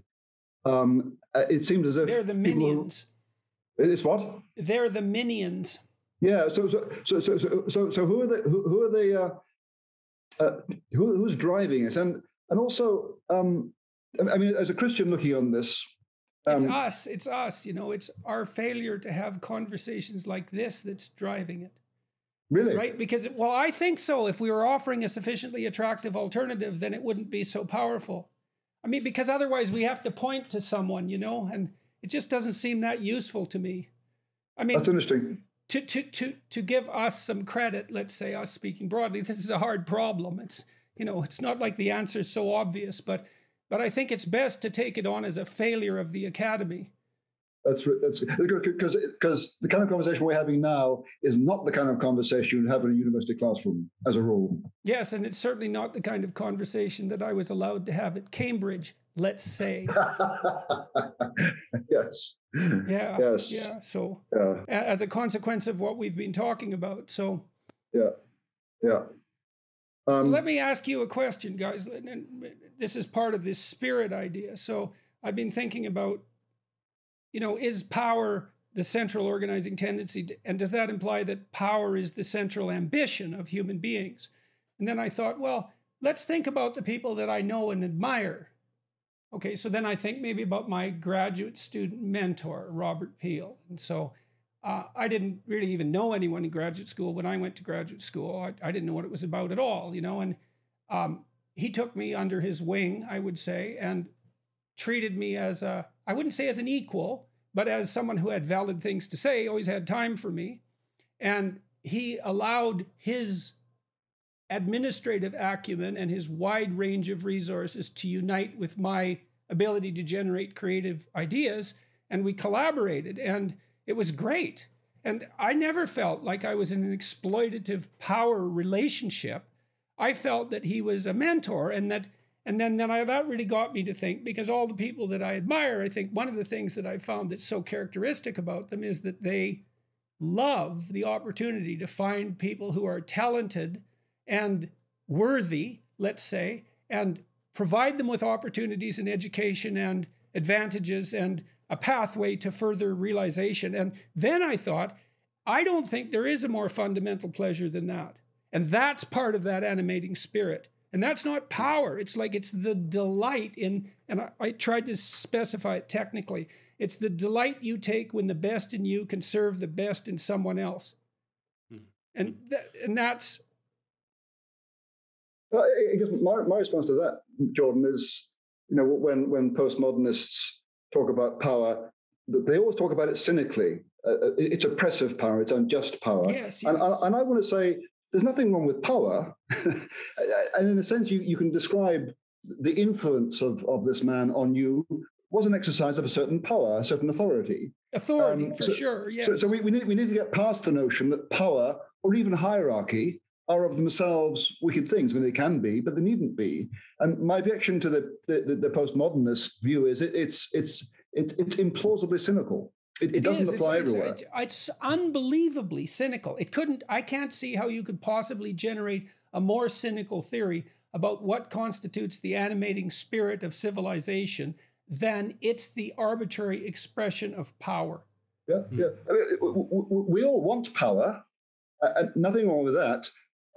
But the trick is to use it well. Everyone wants power. No one likes to be powerless. And why should we? But we need the right kinds of power for the right kinds of reasons. Well, and when you speak about power in that sense, you want to be free, at least to some degree, of the arbitrary expression of power on the part of other people. Yeah, right? Yeah, sure. Right, and so arbitrary. We need to differentiate what power means. It means authority. It means competence. It means a wider range of knowledge. It means wider access to resources. It means wisdom. Like those, it means competent and productive generosity. And those are much more powerful forces than the arbitrary expression of power. And that it's only people who are failures morally that default to the use of power to structure their social relations. Like, I can't see, and I haven't seen this argument put forth in a particularly coherent way. It's like, what are you saying? It's arbitrary power. Like, arbitrary power is actually a weak force in comparison to these other modes of social organization. And somehow we've been taken aback in the academy. We haven't been able to we're guilty. I think we're guilty, and that's part of it. And so the question is then, well, what are we guilty about? And why is that undermining our moral authority? Yeah. There's that old Latin tag, abusus non tollit usum, that abuse does not invalidate use. And that just seems very obvious, that there are no power-free zones. And be wary of the person who claims that they are setting up a power-free anarchy. They're often the most tyrannical and power-hungry kinds of people. And I try with my first-year undergraduates, we work through Plato's Republic. And one of the ways traditionally it's understood, of course, it is a dialogue about justice, but it's about also the proper dispersal and arrangement of power. And you get this power-hungry guy at the beginning of the dialogue, Thrasymachus, who is clearly only interested in brute strength. And that is the only account of justice he will give, as it were, the power of the fist. And so I try to say that, in fact, this is the kind of idea of power that is animating figures like Foucault. But I try to also underline that this does not eradicate the proper use of power. And I make the give the slightly silly example of going to the dentist. When I'm at the dentist and I'm in the dentist chair, I do not accuse my dentist of oppressing my molars. There is an appropriate asymmetry in the relationship between me and my dentist. And that's because it's voluntary, right? Right. I mean, that's a huge part of it. They might be involuntary too. So one of the ironies, I think, is when we're starting to talk about the university, or we're starting to talk about more sort of hard left authoritarian ideas of the market and of the state, you are paradoxically getting antidotes to the abuse of power that are in fact extremely constrictive mechanisms. So, I mean, this is a critique that comes up again and again, but whether we're talking about the markets in the way that Hayek talks about, or whether we're talking about the English common law, or whether we're talking about the free pursuit of truth in a thriving, vibrant intellectual culture, this cannot be imposed from the top. There must be what Hayek talks about, mechanisms of spontaneous order. Piaget makes the same case, and so do the biologists who study the emergence of morality from games. Right. It's the same idea. I mean, Jacques Panksepp showed that if juvenile rats strive to play, they'll work to rough and tumble play, which you'd think would be an expression of power. And if you pair a rat with another rat that's 10% bigger, the 10% bigger rat will pin the smaller rat. And so you watch that once and you think, power. But then you pair them repeatedly. And the next time they meet, the little rat asks the big rat to play. And there's ways they do that. They kind of look like the way dogs invite to play. And then the big rat will deign to play. But if he doesn't let the little rat win 1/3 of the time across repeated play bouts, the little rat won't play. And that's rats, and now they have complex social hierarchies, but that's a major league finding, right? Because even rat hierarchies, and they're not known for their moral nature, rats, there's more this element of play. And play is actually a specific mammalian circuit. And, in a conversation like this, there's plenty of play too. And that's one of the things that makes it extremely... And so that animating spirit is also the spirit of play. Right. And play is the manner in which we experiment with manifestations of the ideal. That's what play is. Right.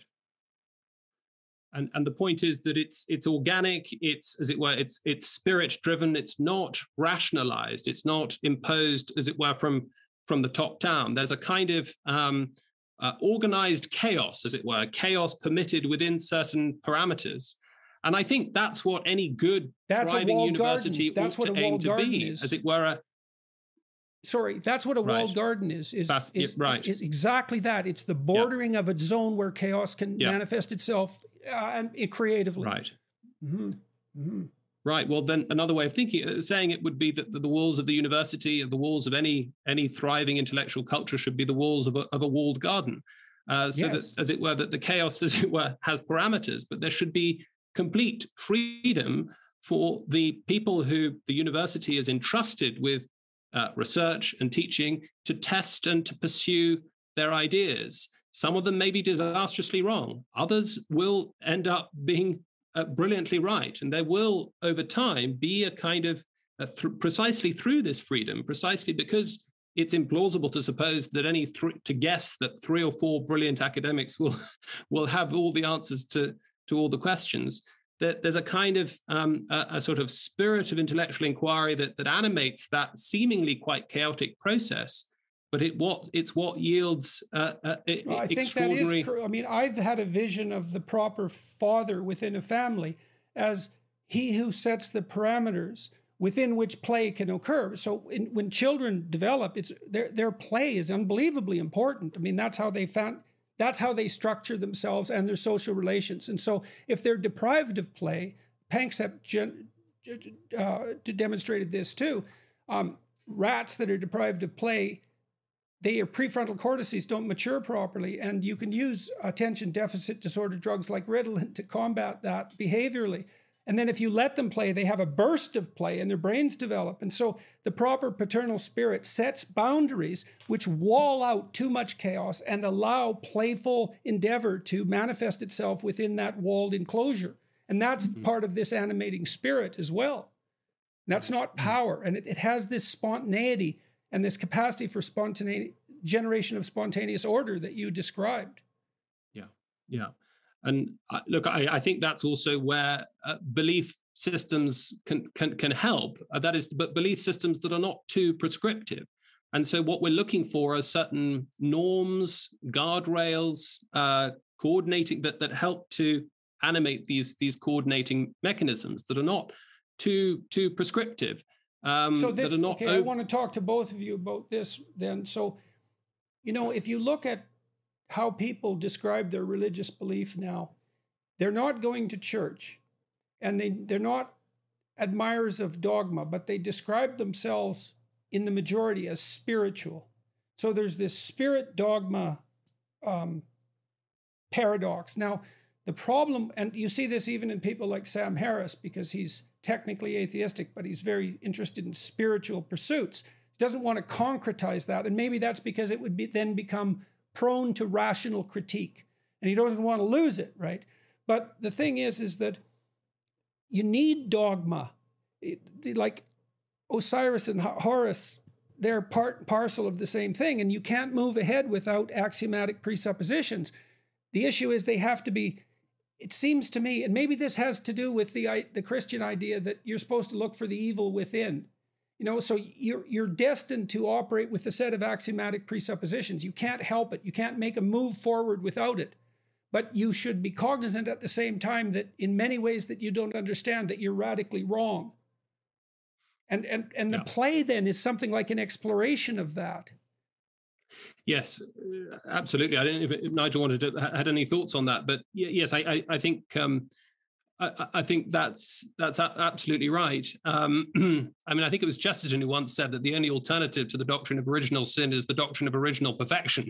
It's a kind of what do we have a tendency towards? Tendency towards the good that has been corrupted towards the bad. So I think, there is a sense that certainly within most established religions that there's a kind of, generally speaking, an account of human nature that has a story to tell about what the evil within us is and what that tendency is. And I think that injects, even in the kind of worst chapters in the history of institutional religion, a certain humility, a certain healthy pessimism in the possibilities of human being, that there's sort of a kind of an estimation that there's going to be fragility, there's going to be a lot of mistakes, and this is very, very different from the kind of dewy-eyed, optimistic account of human nature that we get that we get from the Enlightenment, that all that needs to be done is to clear away superstition, and then we can look forward to, as it were, the sunlit uplands of a perfect utopia where everyone is kind and nice to each other. The graveyards and the concentration camps of the 20th century have certainly undercut that hope. So yes, I mean, this idea of fragility and that sense that society somehow needs those sorts of guardrails, those parameters that will anticipate mistakes and human frailty is crucial. Governments struggle to deliver that. Well, let me ask Nigel a question here that comes out of this discussion. Nigel, you talked earlier about the idea that a religious belief in some sense could be an inoculation against idolatry and ideology. And so I want to ask you a bit more about that, but with a twist on this idea about evil, because one of the things that I don't like about the claim of oppressive patriarchy is that it identifies evil externally in the social world, right? It's that malevolence exists. So that's kind of an original sin variant, the idea that there is in fact malevolence and evil. Well, where is it? Okay. Well, it's in society, and then it's in this patriarchal spirit. It's like, well, that's really dangerous as far as I'm concerned, because, well, if it's someone else and they're evil, then all the restraints are lifted. And we've seen that many, many times in the 20th century. And there's the Christian idea, I believe, and I don't think it's limited to Christianity, but it's very well developed in Christianity, is that the best place to search for evil is within. And you're likely to find plenty of it as well. And it'll keep you occupied if you want something to do. And so is that part of an inoculation? Yeah, I think it is. I mean, just going back to your earlier comments about postmodernism, it struck me when postmodernists say that everything around us is about power and the abuse of power.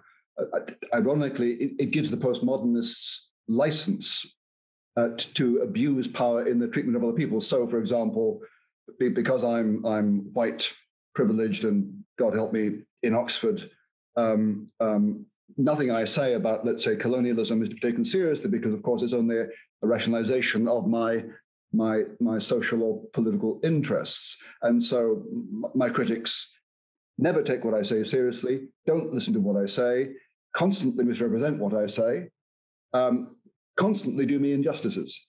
But it's justified because they're in the right, and I'm clearly motivated by unjust power. Ironically, of course, they are abusing power themselves, but they don't see it.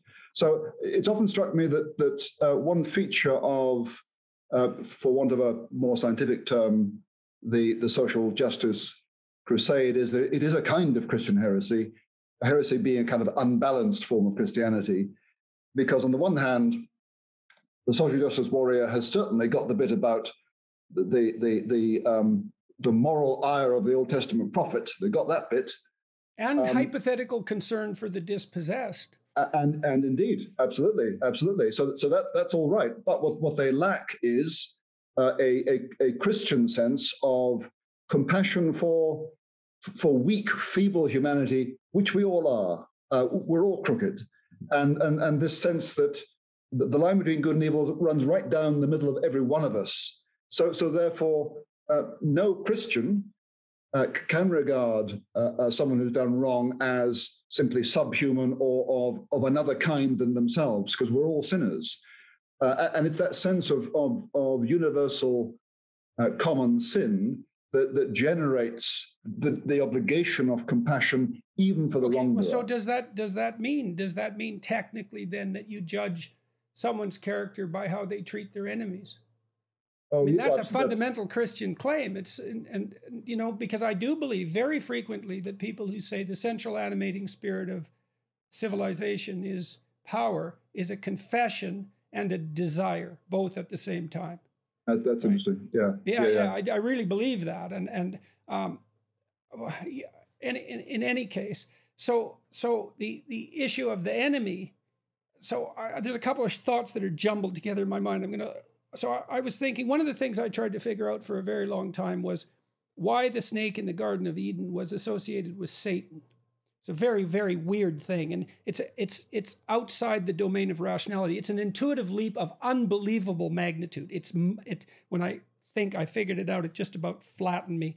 So there's an idea that the snake is the enemy of mankind, and that's a biological reality. The serpent, the devouring serpent, is the enemy of mammals. We could say that. It's a very old idea. So then the question is, well, we have an enemy that we have to contend with, right? That's an adaptive question. What is the enemy? Well, it's a snake. Well, it's a snake in the garden. And that means that no matter how well you build the walls and how carefully you aggregate the territory, there's still that possibility of malevolence. And so then the question is, well, what's the malevolence? Well, it's the snake. Well, maybe it's the existence of snakes. But then it gets psychologized. It's like, well, it's the snake in your soul. It could be the snake in your enemy. But then even more sophisticated, it's not. No, the ultimate enemy is the snake in your soul. And you see that right away in Genesis with the story of Cain and Abel, because Cain is possessed by the enemy, the adversary, right? It's an analogy of the story. It's an analog of the relationship between Christ and Satan, more concretized. But it's so sophisticated, right? Because one of the things that humanity has to figure out is, what's our enemy? What can destroy us? It's like, well, the snake, that's natural world and predation. It's, well, what about that in other people? Well, yes, what about that? We can demonize the enemy in no time. But if we're really sophisticated, we think, no. The most fundamental adversary is the one within. And then that also offers the opportunity of something like a romantic adventure, because you can tell young people, overthrow the oppressive patriarchal tyrant. Or you could say, no, you should seriously contend with the evil within. That's a far more difficult endeavor and a far more noble endeavor. And it seems to me that that's something a religiously inspired humanities would make that a central issue. And that's part of the building of character. So your point about the snake is well taken. On the one hand, it is a kind of objectification of evil, because the evil lies in the snake, right? But your point is well taken. The snake is in the garden. No one explained how it got there. It's just there. It's on the inside, not the outside. So here's a question to you. That all makes sense, and what that means is that no human enemy can ever be entirely the enemy, because the enemy is also us, and so that's a restraint on the way in which we treat. That's those why who I've impact our been enemies. trying to lecture to my students about Nazism, particularly the concentration camp situation, that the best way to understand that is as a perpetrator, not a victim. Oh yeah, but okay. Yes. So do your students get this? Because the social justice them. It terrifies the social justice warriors don't seem to get it.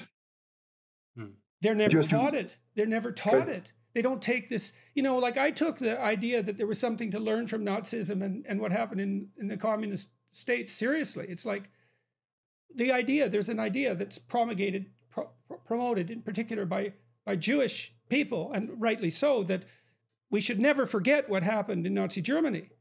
But then I think, well, what do you mean forget? You mean remember? Well, what do you mean remember? You mean understand? Well, what does it mean to understand? That's easy. You're the perpetrator.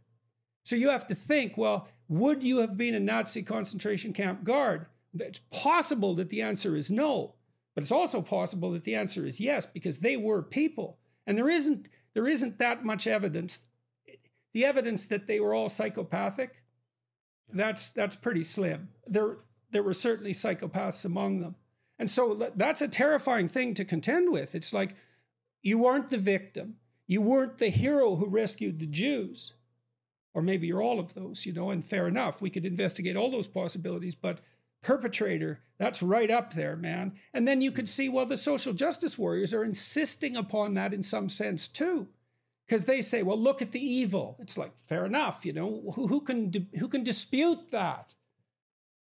But it's the locale. It's because they're not, the responsibility isn't within it, becomes too easily pathologized. That's what it looks like to me. And it takes away the adventure. I mean, this is one of the things that I've been trying to talk to Christian professors.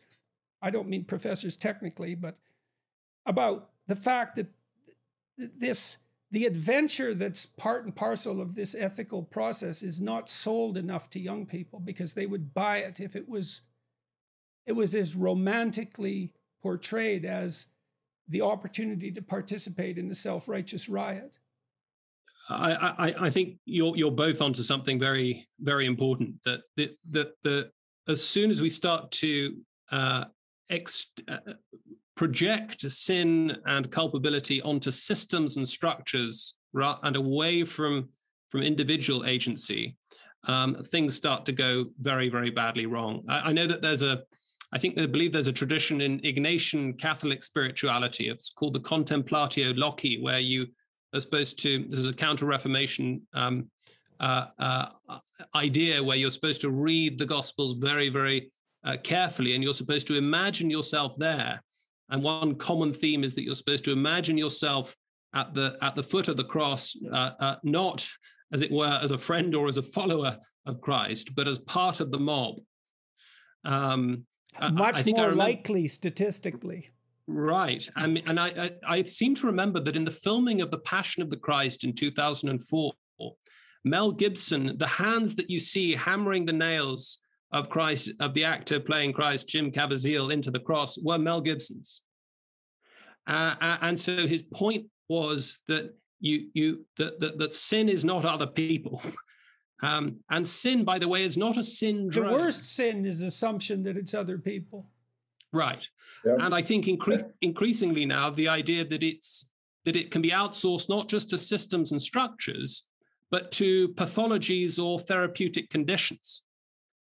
And so the idea is that sin is, as I said just now, that it's not so much, we don't believe in sin anymore so much as syndromes, which is profoundly disempowering. That is to say, because you're medicalizing, you're pathologizing your wrongdoing, and as soon as you've done that, you are not able to address it or overcome it. You're not able to, as it were, develop those habits of responsibility that you write about so well, and that I think is part of the reason that young people are so sort of drawn to your ideas. It is something because that when I tell overcomes people, us. Tell young people to clean up their room, it isn't because I think the room is trivial.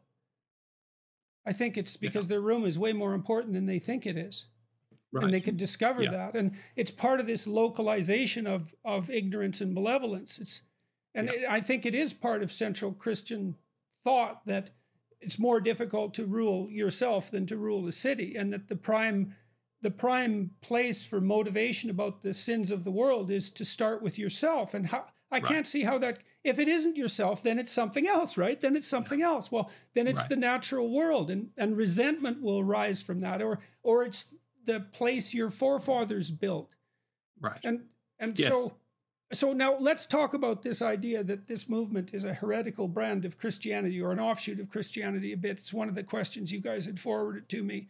So what are the similarities? We talked about a couple of them. What are the differences? We talked about a couple of them too, I guess. Is there anything else there to flesh out? No. So on the one hand, the similarity is the passion for justice and concern for the marginalized and the poor. That's all good, but there is this notion that the problem lies elsewhere, a complete sense of self-righteousness, and therefore a complete lack of forgiveness or compassion for those whom you think are wrong. I mean, I just going forward to the point you made. I mean, you said, Jordan, that when you impress this on your students, that the source of evil may lie inside them, and that it's possible that they might, through weakness, have been a camp guard, not a liberator. That they're scared by this notion, and I can understand why. Or through delight in cruelty. It's not mere weakness. It's like, don't be thinking this might not appeal in a very remarkable way to the darkest parts of your nature. Okay. And that's a terrible thing to investigate.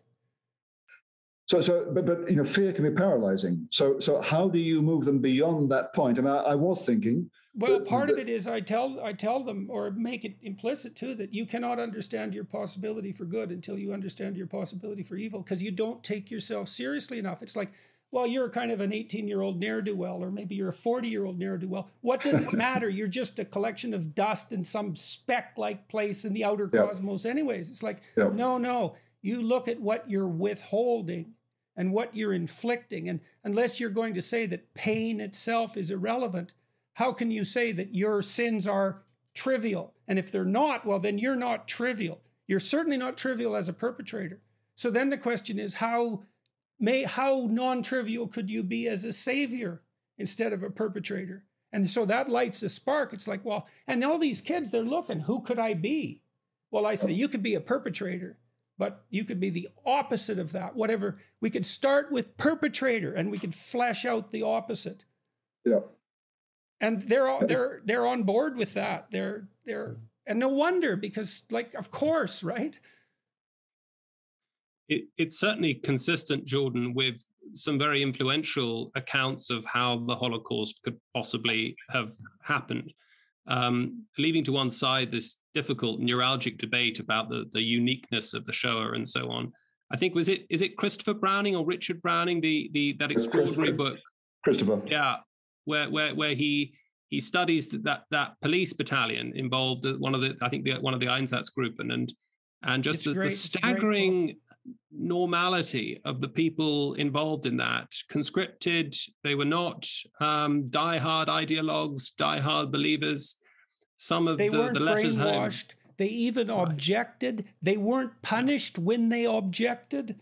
Yeah, quite extraordinary. It is. It's a deadly book. It's a terrifying book. It's incredible. I always thought Hannah Arendt had it backwards. Yes. It's not the evil of banality. It's not the banality of evil. It's the evil of banality. It's the evil of banality. Yes, and I think that's a lovely thing to tell undergraduates too. It's like, your life is banal. Well, that isn't who you are. That isn't who you should be. It's like, this is the only thing that can justify this suffering is a great adventure. It's, well, what's the greatest adventure? It's ethical endeavor. And you have to be able to say that without cliche. And you say, well, you struggle with the adversary within. You want an adventure. And see what happens if you tell the truth. Because you don't know what's going to happen if you tell the truth. Because you're agenda free, right? It's like you're not trying to manipulate the world to deliver in the Heideggerian sense of delivering standing resources. You're not an exploiter. You're an explorer. And you know, all these kids, they come into the university with a veneer of cynicism. And it's this deep because they're only 18, they're 19. There's no cynicism there at all. And then that cynicism is fed. And they get more cynical and angry because, well, they came to the place of wisdom and were turned away with more cynicism. Now, I was going to tell you guys, I talked to Yeonmi Park, and I posted this video the other day, and she's a defector from North Korea, and we went through her story. And she wrote this book called In Order to Live, which is a harrowing book, although I don't think it's as harrowing to read as it is harrowing to talk to her. But in any case, her book ends in 2016. So I asked her, what did she do after 2016? And she went through high school and university in South Korea, high school and all the primary school in 1 year, locked herself in a room basically and went through it all in 1 year, and then went to a South Korean university. And they're hard, South Korean universities. And then after she wrote her book, which was inspired, by the way, by George Orwell's Animal Farm, it was very interesting, she went to Columbia to take a humanities degree. And I thought, well, what a remarkable story. This girl escapes from starvation and famine and cruelty and totalitarianism in North Korea, slavery in China, makes her way to New York and goes to Columbia University. She said it was the dream of her father that she'd be educated. And I said, how was it?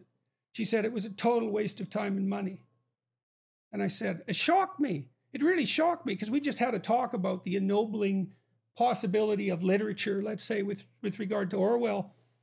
And I said, it was the only time in the whole conversation that I actually saw her cynical, which is really something to say given what she'd been through. I said, that can't be right. That can't be right. Like, surely there was one professor, there was one course that led you down the road of the perennial philosophy, let's say, or that held up that golden thread. And she said, well, I took a human biology course. I learned about evolution, but it got politically correct near the end. And that was it. She couldn't say one thing about it. And so well, if that's what young people are receiving when they go to an august institution like that, it's no bloody wonder their cynicism is redoubled, especially when that's what's taught to them. We're all power mad oppressors and despoilers of the planet, and then avatars of our group power. It's like, how could you come out of that anyway but entirely dispirited and also angry? Well, I've got to say, just speaking in defense of my own students, or at least the system as I've experienced it, my students have been, quite extraordinary and very, very promising, and they seem to have not really picked up any of these kind of ideological pathologies. But I think we, at the same time, do have to sit back and look at the problem more widely. And Nigel and I have spoken about this an awful lot in the last few years through his experiences in Oxford and similar experiences here in Cambridge, that there does seem to be a crisis of the university in the West, a sense of, you might call it an identity crisis, a sense that we can't any longer answer the question, what are universities for? There's one traditional way of thinking about that, and that is to say, roughly speaking, they're for the pursuit of truth and goodness and beauty, and it's going to be chaotic and messy. But then there are competing visions as to what the university is for. We can certainly talk about the perennial philosophy. I mean, that just seems to me to be self-evident, is we're having a conversation down the generations about the nature of humanity and its ideal, and that's what the university is there to foster. So the humanities are at the core, and then it branches out into science and the professions, but that's the heart. And the heart is this discussion, the perennial philosophy. And it does, I can't understand really why that case isn't made more explicitly, and also in some sense somewhat self-evident. I mean, I presume that I can't understand why we're so weak in the face of this criticism. It's like, what the hell's wrong with us? Is it because we're called to be explicit about things that we don't know how to be explicit about? We're taken aback by the critique in some sense. I think part of the problem, Jordan, might be just a structural one, that the university is no longer a university, but much more a multiversity, and that we are, as it were, increasingly fragmented, sometimes for very good reasons, into increasingly specialized silos, often even within the same overarching discipline. I mean, one of the things I love working, one of the reasons I love working in a divinity faculty is that it does, as it were, have a single, roughly speaking anyway, a single organizing horizon. And so that I can have colleagues who are sociologists or anthropologists, they work in Eastern religions. I'm a philosopher, but there are theologians, historians, textual specialists, and so on. And roughly speaking, we're part of a single ecosystem, but that is not the case elsewhere. And so there's a kind of fragmentation that makes it very, very difficult to have the sorts of conversations that we've been having. It's a Tower of Babel, right? Cacophony Everybody of speaking voices different languages. Yeah. Perspectives. Yeah. And what happens after that? That's the flood. It's not been my experience among my humanities colleagues that what they think they're about are the kinds of deep existential questions that the perennial philosophy raises. I think a lot of them have lost sight of what they're doing and why they're doing it. And I think that's part of the problem. I mean, certainly when I studied history here in the 1970s, most of it was mind-boring. It was soul-destroying. It was really tedious because apart from the few courses where actually moral questions were raised, or even religious ones, it wasn't really clear what the point of this stuff was. I mean, if I can say so, Nigel, I think we have a special responsibility as theologians, or those who work within theology, which used to be, of course, the queen of the sciences, the idea being that it was a discipline, not so much a discipline, but a kind of ecosystem of different disciplines that did at least have some story to tell about how all the different avenues of human inquiry could fit together and what place they might have. Now, even if that's completely wrong, it as it were, what would be required to displace that integrated system would be a rival integrated system that was at least comparable in terms of explanatory power and capacity to accommodate all these different different approaches. Well, so in some sense, your claim, I think, is that if that unitary principle is lacking, and we talked about the unitary principle as the spirit that engenders the perennial philosophy, if that unitary spirit is fragmented and lacking, then something corrupt comes in to fill the void, or something partial, or something limping and crippled in some sense, right? A pathologized religion. And then that, of course, leads to the question, well, how do you know when a religion is pathologized and when it's not? But we got there to some degree there today. We say, well, part of the hallmark of a religion that's got its act together in some sense is that it locates evil within rather than without. And that's an interesting proposition and seems at least worthy of consideration. And that's important because it generates humility and therefore generates a certain restraint in the way you treat other people you disagree with.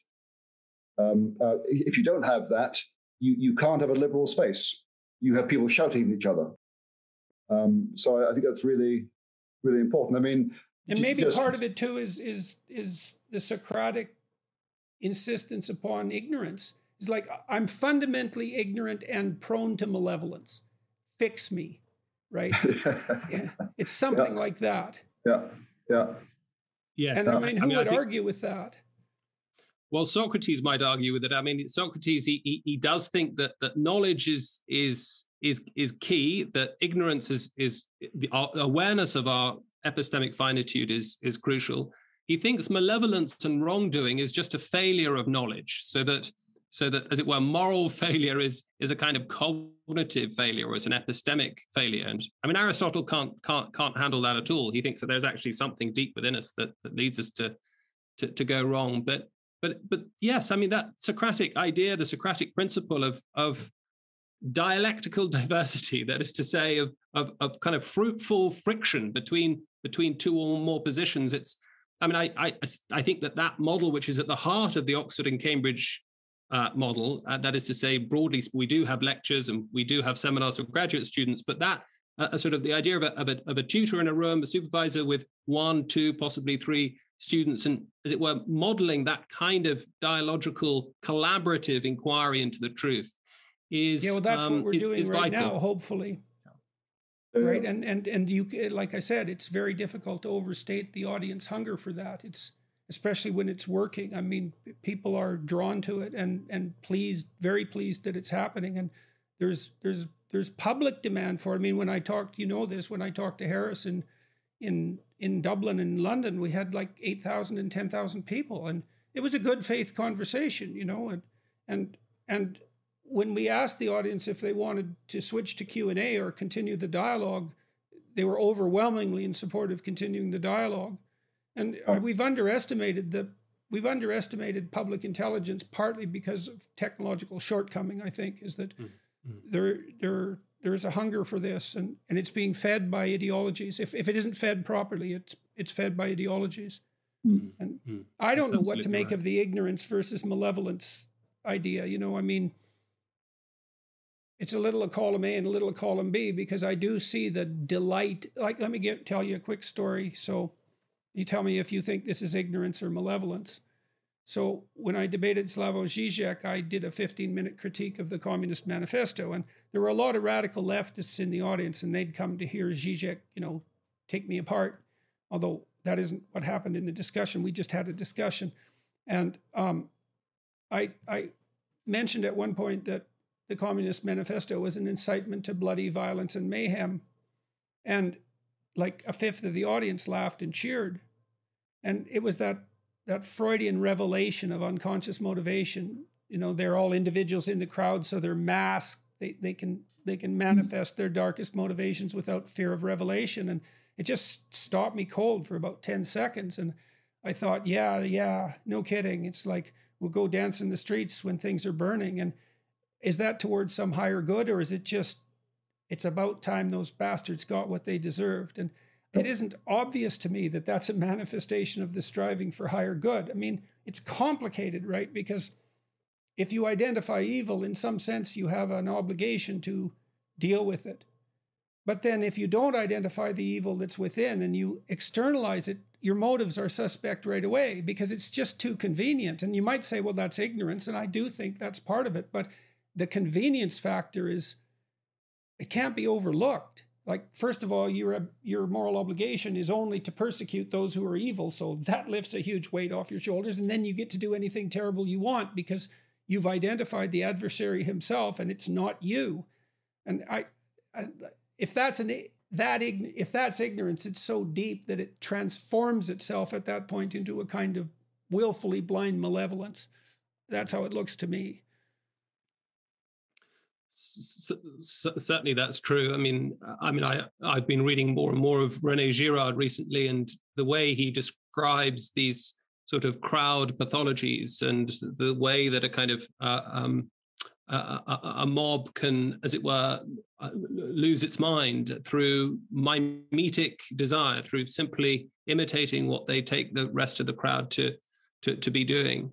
I find they're imitating a central animating spirit too, right? I mean, they're imitating something that you might think of as technically satanic, and that animates the entire crowd. And it's very difficult to explain something like Nazi Germany without going down that pathway.